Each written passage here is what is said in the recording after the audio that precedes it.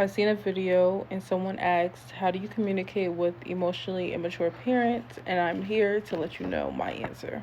As someone who, when she was 18, would start to have panic attacks, literally had 6 panic attacks, I want to say, in 2 weeks, like in a duration of 2 weeks.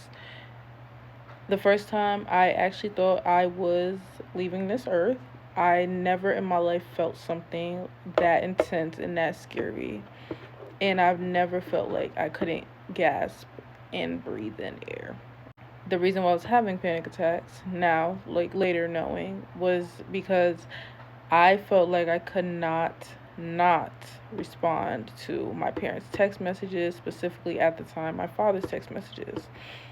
I grew up extremely sheltered, so I grew up doing what I was told, getting in trouble if I didn't do what I was told. So, throughout life, I would start to think that is normal to follow directions, obey your parents, and also the mindset of that's still your dad, that's still your mom. Even if his messages were triggering to me, even if they were disrespectful, even if they were rude, I would always respond because I still felt bad because I knew that was my parent.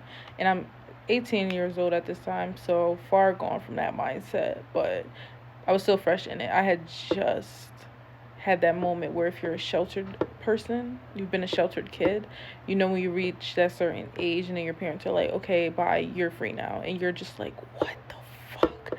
You literally just kept me in this house, uh, like, and now you're telling me just go live my life? That was basically where I was at. So I was still in the mindset of like, I gotta listen to my parents. I'm a kid. Even though I had moved out at 18, I was already moved out, like during this time of him texting me.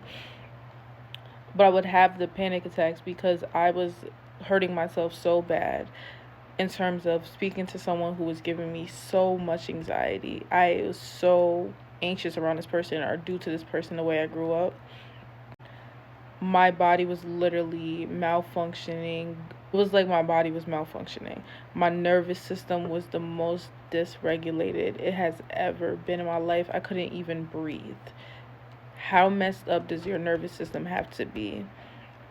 You don't even know how to breathe properly when breathing is something that you do without thinking.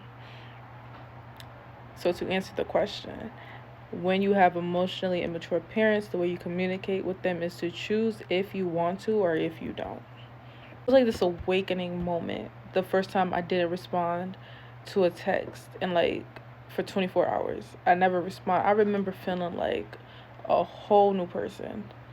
I just felt free. I felt alive. I felt like I don't have to respond to this. And that's when I would start to see my life change for the better. I did not know majority of my anxiety was from having to feel like I have to respond or answer to people who are not all the way there. Yes, they are our parents, but a lot of our parents are having the minds of 12-year-olds. So, and most of them are so traumatized that they don't even know what the hell is going on or what is really real life. Because most of the time, if you have an emotionally immature parent, you probably also have a parent who is living with some undiagnosed mental illness majority of the time. So you're also dealing with someone who's not even sane.